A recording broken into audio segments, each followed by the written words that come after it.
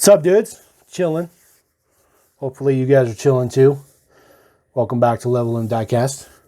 Today I'm going to bring you a showcase of my favorite real car of all time. It is not my favorite diecast car though, but it is my favorite real car of all time.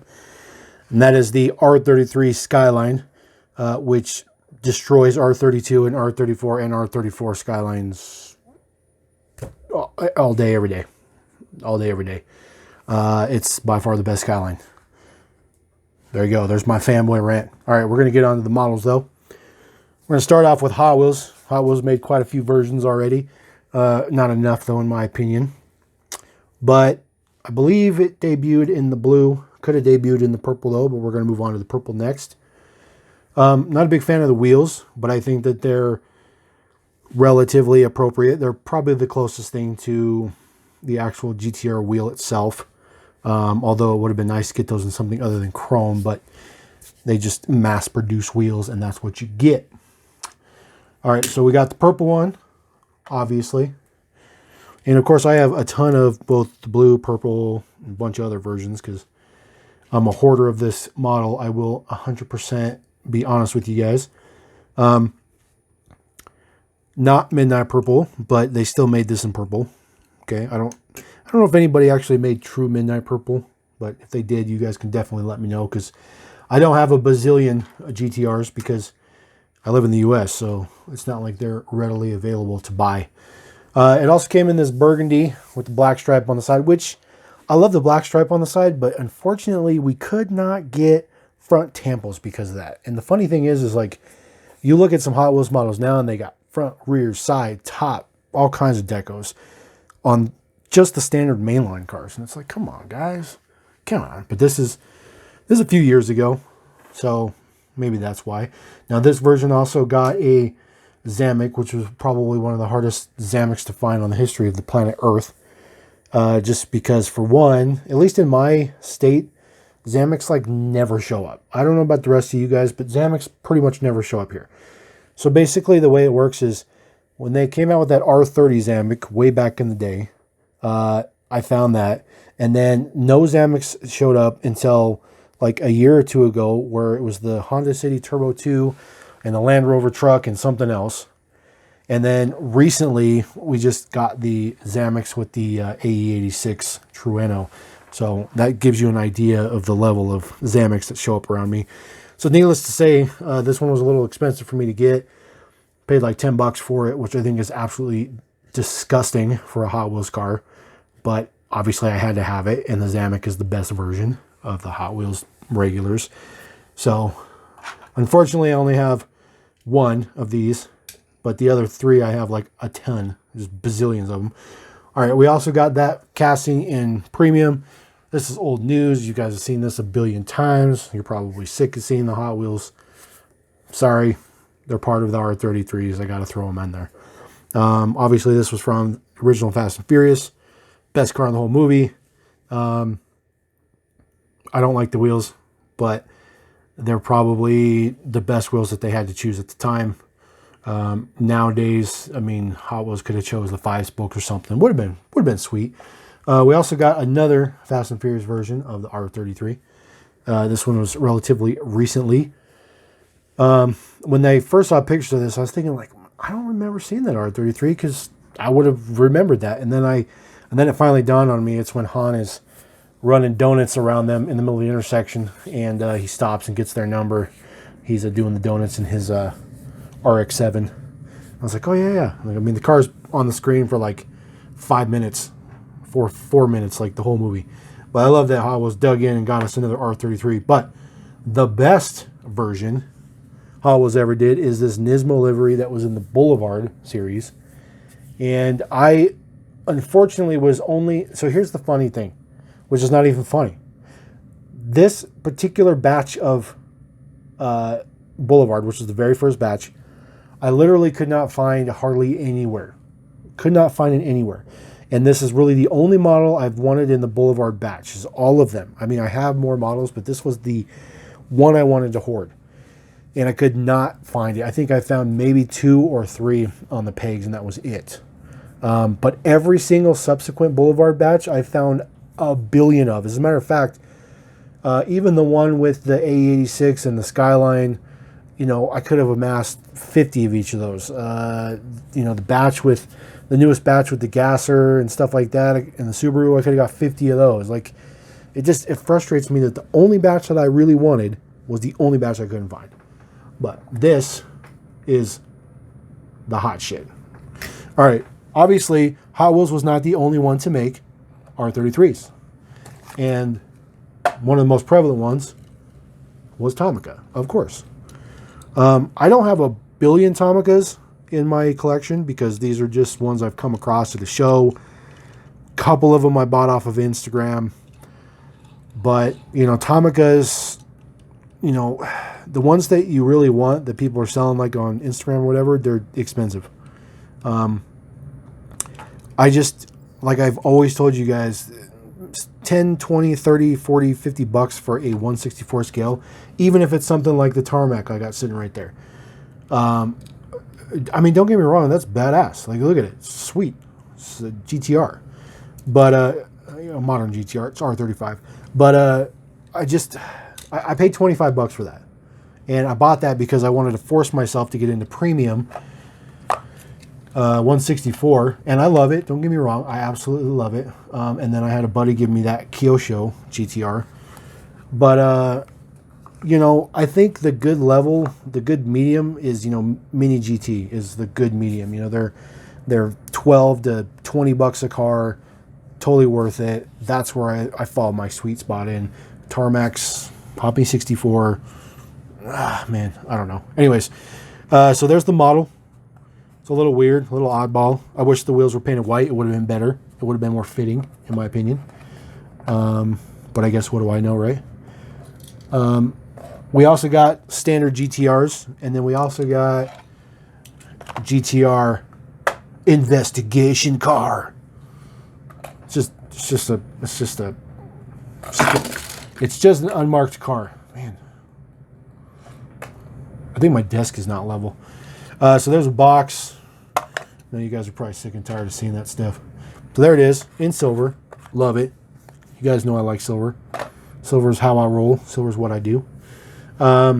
Really, there's no difference on this model versus the standard GTR other than the fact it's got the little light on the top. And of course, I do have the just basic GTR in quote-unquote midnight purple. That's totally not midnight purple. It's just regular purple. Here's a model. I mean, I love it. Don't get me wrong. It's good. You know, Tomicas I always find a little frustrating sometimes because you look at the box art and you're like, oh man, it's so freaking cool, and it's the real picture of the real car. And then you crack it open and you're like, And of course, the biggest reason is because of the wheels, obviously. But, you know, Tomica is able to do all that great quality while keeping things consistently low on cost, and that's the wheels. But they fixed that when they came out with the premium line. I don't know when it came out. All I know is it came out. And of course, I have the GTR from the premium line. And the good thing about these is they were the period correct wheels. All that good stuff. Ultra good detail. There's the model. Love it. Love it. Opening doors. Suspension. This model is really good on the detail. Really good on the tempo. I really love this model. I really love this model. I think there's another color in the premium. I just don't have it because, of course, like I said, coming across this stuff is not exactly super easy. At least for me in my position, being in the U.S. Also, I got a 4-door. Now, the reason I got the 4-door is because I didn't have a 4-door. And I don't know how many versions they've made. I don't know if they've done 4-door in the standard or even in the premium line, but it doesn't really matter because this one's pretty cool. It's like an undercover cop car. If I ever imported the Skyline, I was seriously considering doing the 4-door just because I love sedans. I'm a big sedan guy.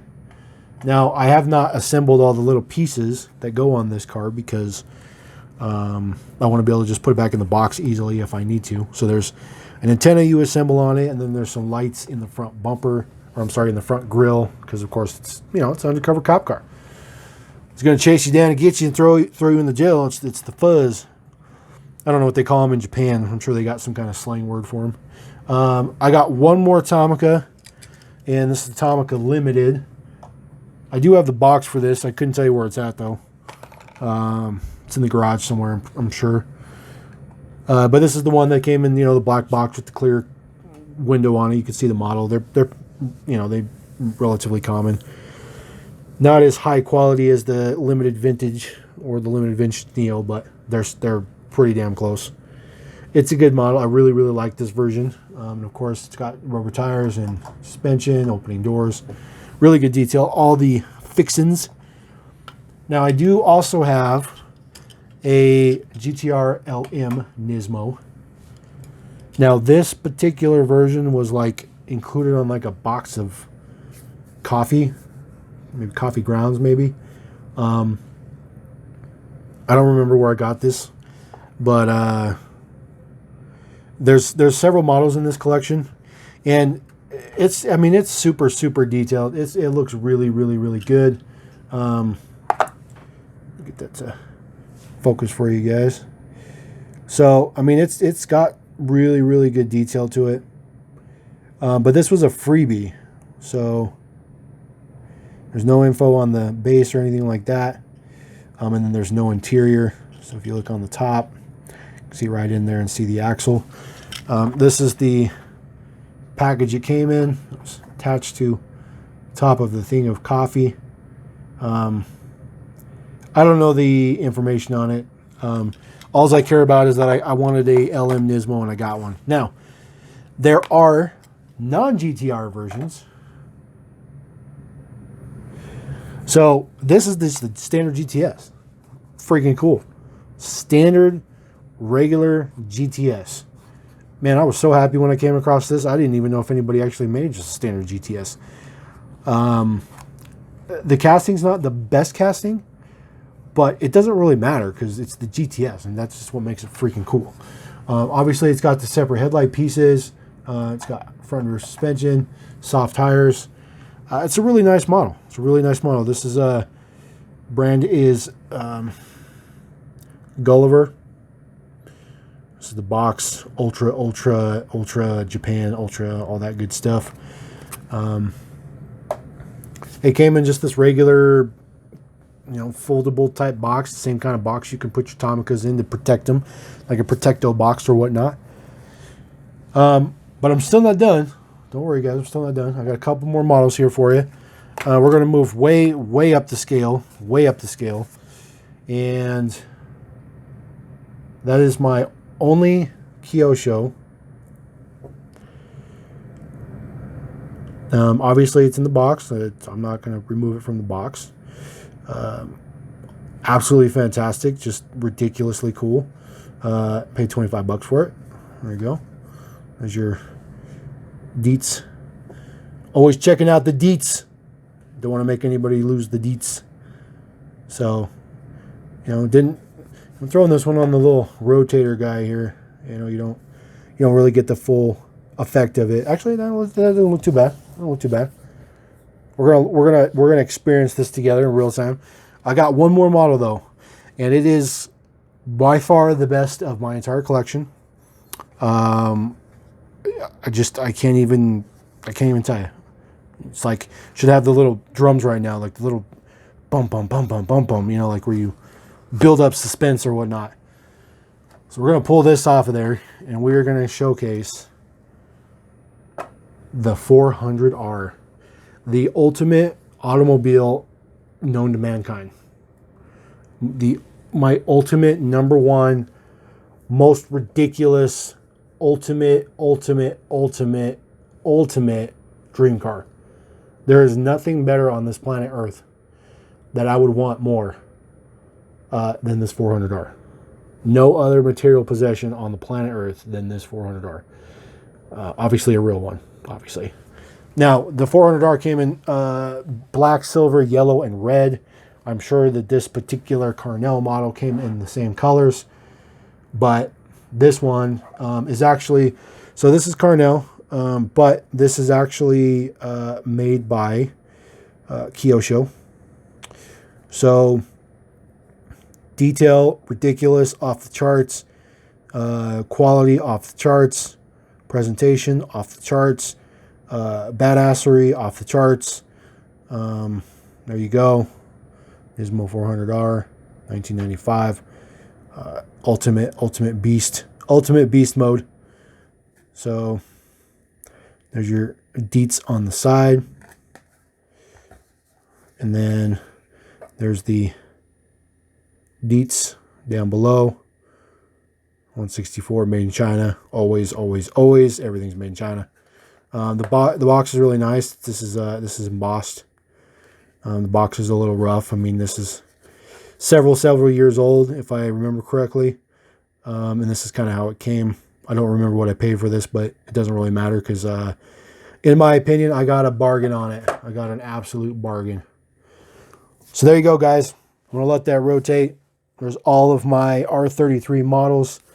I was hoping to have that to be a relatively shorter video, but hey, R33 deserves its due as the ultimate driving machine. So screw you, BMW. All right, guys, I'm going to roll on to another video. You guys enjoy this, and we're going to catch you back here later. So Level M Diecast, peace.